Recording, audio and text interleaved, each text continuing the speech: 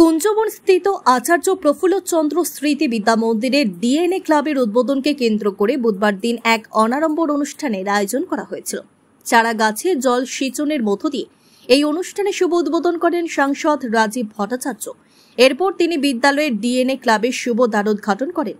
অনুষ্ঠানে বিদ্যালয়ের শিক্ষক শিক্ষিকা এবং ছাত্রছাত্রীরা উপস্থিত ছিলেন।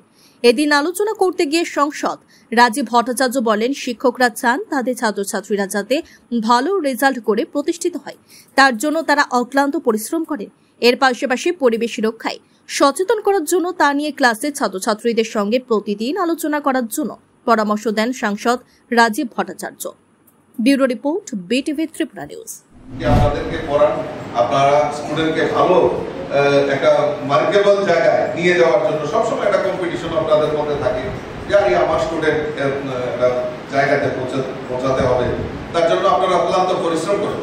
তো তার পাশাপাশি এই পরিবেশ এবং এই যে পরিবেশটা আমার পরিবেশ, এই সচেতনতাটা আমাদের স্টুডেন্টের মধ্যে আমাদের সেটা করতে হবে।